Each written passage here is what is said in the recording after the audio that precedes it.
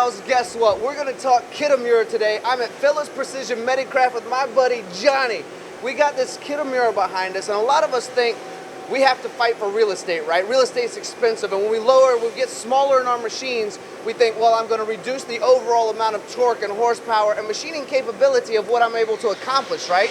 We can't now run the harder materials. But I tell you what, that is not true in this circumstance. Johnny is running titanium on these Kitamura machines with a 12 pallet chain system behind me, which allows him to run darn near 24 hours a day, 7 days a week. And thanks to Factory Wiz, he's able to judge that as well. So Johnny, thank you so much for being a part of MTDCNC. Thank you, thanks for coming today. Absolutely, so let's talk about, I know you really put some thought, and I know you've been doing this a long time, but you really put some thought into how this machine's gonna work for you. You had the guys at Allendale do a lot of tests to make sure this was gonna be successful. You could run titanium, that you're gonna be able to run lights out. How has this Kitamura machine helped you create success here? Yeah, I'll tell you, it was really post-COVID, and I don't know what happened, but we just started to think differently on how we were machining our parts. One-offs, changing tools, parts stop, changing parts, its machine stops. The machine just seems like it's always stopping. So we put our toe in the water on automation, which for us means tending these machines, picking up pallets, bringing them in. And also, rather than making one part at a time, we're making 3 to 4 parts at a time. With that and the pallet changer, it really takes us, if we're in a sweet spot on quantity and product, we'll go right, as you said, close to 24 hours a day. And obviously, while we're doing all that, the humans have waiting time. So we do other value add to the products that we wouldn't normally have a chance to do, like deburring or polishing or cleaning or washing, where we would normally send that downstream. So not only did we increase our capacity based on how many extra hours we get in a day, but we also are able to add more value to the product where we would normally cause bottlenecks down the production line. So the machine is very flexible, and it really affects not just the parts it's cutting, but the process itself and where it may have gone after that. And how important is flexibility to you, Johnny? I'll tell you, you know what? Talk about downtime and flexibility. If I was to come over here trying to secure a new customer and I knew I had to get in this machine to do prototype work, this machine would be down until I was done. Here in the kit, or any of the automated pieces of equipment, we have the opportunity to put away the production job for the day, bring down another pallet, tool up, manufacture that product, get it into QC, and still have 2 to 3 days worth of production run on our machine, change it out, and go. So we work in a day. If we're not finished that day, we put it away for the night, we make production that night. If we are finished, we move that part into QC. They can take 2 or 3 days to check it because we don't need it for 2 to 3 days. So not only did we cut all that, the ability or the downtime out of the machine, we also created a situation where we're not waiting for inspection to run our next product. So really huge there, big time. Lowest price per part, automation. It's a world we're all trying to get into, but that world's not possible really for a lot of the components, especially that you make, without precision. So how important is precision to you as well? Absolutely. Not only was the kit a good footprint for us because the technology we were kind of moving out, that kind of got us here. We were able to drop in a kit, and if we remove one machine, we got 3. So as you can see, we dropped in 6. As far as I'm concerned, from the numbers I'm seeing, that's 18 machines in this little space of 6. So we actually got bigger within the same building space because we're able to manufacture more products based on the amount of hours we run. We track these guys on the monitoring side by operator. We have an operator called Robot. When humans are not going to be tending the machine or we're going home for the night, we press the robot button. We just checked our numbers for November. We got an extra 1,000 hours of machining with no humans in the house. That's amazing. Not only on the cost side, but also on the capacity side. We would not have the volume of work we have from this customer who essentially owns these machines. We own them, but we put their name on them. If we weren't able to do that, we would have lost half this work. So we're able to secure it all, make more, better, quicker, faster. It's just a beautiful thing. Guys, I want to look at you watching this video right now because I really want to reiterate the significance of what Johnny just said. He wouldn't have been able to get half of the jobs that he's running right now if it weren't for the success of the Kitamura machines. Think about that. The automation, and the profitability that comes along with that 1,000 hours of robot runtime. I just have to reiterate how important that is to understand. So we've talked about flexibility, we've talked about precision, we haven't really touched on the rigidity yet because it's a smaller machine, but you're running titanium and it does have the rigidity that you need for your parts, doesn't it? Absolutely, and you know, I think it's the machine, and I tell you, my application engineers make these things sing. I mean, really, the code that they drop on these parts and how they drop it on. So we're looking at this particular part here, very small, we won't call it micro machining, but it's a very small part. The envelope in here is perfect for us. The spindle speed is awesome. We don't need a BT40 holder when we're cutting something that's this big. So the envelope was great, and the envelope inside the machine was perfect for us. I call them sewing machines because when you walk down here in the middle of lunch hour when there's no one here and they're all running, they're just printing parts. It's amazing. And Johnny, I know that you purchased 6 of these Kitamuras over the last year. That's incredible.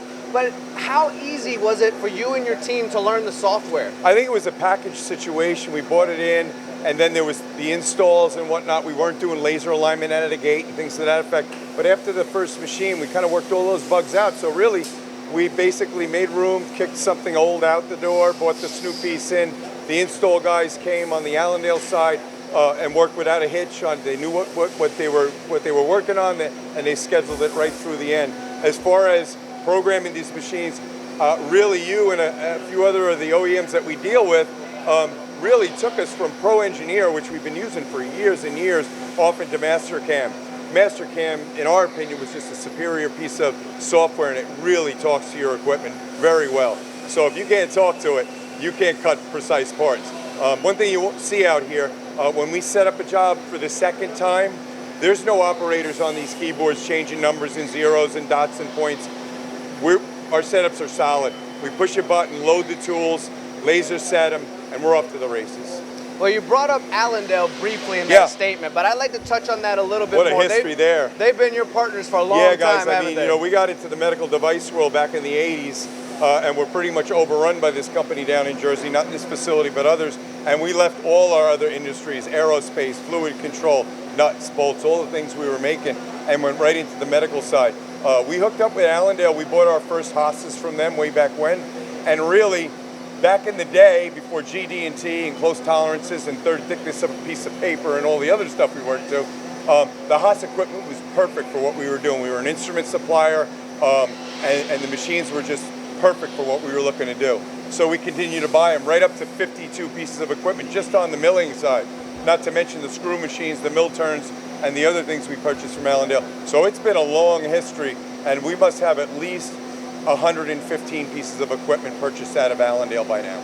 Johnny, let's talk a little bit more about the 5-axis technology itself, because some 5-axis machines can rotate more than others at angles, and you're able to accomplish a part, and if not a done in one, a nearly done in one based on these rotations, aren't you? Agreed, and I think it goes further than just what this machine's capable of. If we back up a little bit, you know, we were XYZ guys for a while, and then we went off into the 4th-axis technology where we would spin a part one way and then spin it another. What did that mean?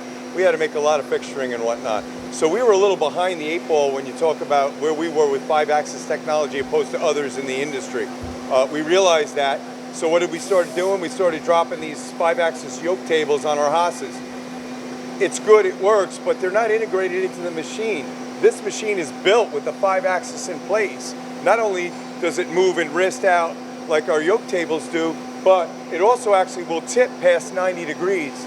And I gotta be honest with you, it won you a lot of business because some of the others we were looking at could only go to 90. A lot of the spine products we're currently making here right now need that extra tip at 20 degrees so that we can get greedy and finish the product in one shot. Then we don't need that secondary fixture. We pick our parts in the morning like little cherries off a tree. They're ready to be picked, deburred, inspected, out the department they go. So can't do it without the 5-axis. So we continue, and I can tell you, we'll never buy another vertical milling machine without a 5-axis integrated into it. So that's really why you guys won the business here. Simple little thing, but made a big difference to us. And Johnny, we've talked about the rigidity of the machine. because I know this part was run in a much larger machine, which was kind of a waste of space, and the capability to run titanium here is absolutely doable. So moving it here gave you that automation you need. And you talked to me before we hit record on these cameras about how many parts you run, whether it's 100 or thousands, and the adaptability of this pallet chain system. It wouldn't really matter if you were running 1,000 or 5 parts, because you have more or less, when you think of changeover time and part setup time, is equivalent to 0 based on the machine is running while you're setting up in the pallet chains, that race car comes in and goes back out on the track, man. That's where we make our money, for sure. And that's kind of how we phrase it here. We're trying to get the race car out of the pits back on the track, and that's all about setup. So whether we're getting something in a tool crib or we're getting things ready to run before they're ready to run, that's what we're talking about, cutting setup time to 0. This equipment, this technology allows us to actually achieve that. Well, as a business owner, and as I look around seeing dozens, if not even hundreds of machines around me, you are the type of person that is an expert at seeing where I can find benefits in the automation based on 10, 20, whatever it might be. I know you started doing this when you were 5 years old, running around, yeah, right? yeah, You've been in this your whole life. So to hear your story and the significance that you share with our audience carries massive weight, knowing what you make here and knowing what you're accomplishing. And that's the biggest part. We are so blessed here, not for the fact that we came out COVID, the other side still in business, but the fact that we actually get to come to work and we cut metal for who? For people that are in bed, for people that are on pain medications and just don't have a quality of life. So for me and my team here and the culture here is we're always thinking about the patient first. God's watching. So if we do the right thing for the patient, then our customer buys more parts. And that's just how it goes. And we get these people up and about. And I know I have many personal relationships with people that have parts. I know many people that are going to go and have them. And I know I'm going to have them someday. So to have that opportunity to actually help people in that way, and so many will never meet them, just is a great feeling when you leave the facility at the end of the day. And this machine definitely helps us achieve that. Well, Johnny, I can honestly say from the bottom of my heart, you are a good dude. I know so many countries are represented within this company, so you're very diverse as well. And I just had to say that before we move on to the next topic of discussion about the Kitamura. Had to get that out. Oh, I appreciate that. Culture's everything to us here. We're nothing without these people. These machines are great, but like I said, great application engineers on the engineering side of the business, and then these guys out here, these are kids, man. They're all coming out of college. And their eyes are just out and bright and saying, you're really going to give me an opportunity to run this equipment? And they kill it, and they love it, and they're passionate, and they're learning something new every day, so it's fun to watch. Well, Johnny, your passion is infectious. Thank you. I am honored to be here on behalf of MTD today to talk with you, to learn from you, to hear your story on the Kitamura machines, your relationship with Allendale. Your wisdom is so vast, and it's a pleasure just to listen to you talk. So thank you so much for sharing this story with MTD's audience, and we wish you decades more of success, and maybe your children and their grandchildren will be 5 years old running around with it as well, exactly. Right? Thanks for coming today, Tony. It was a pleasure.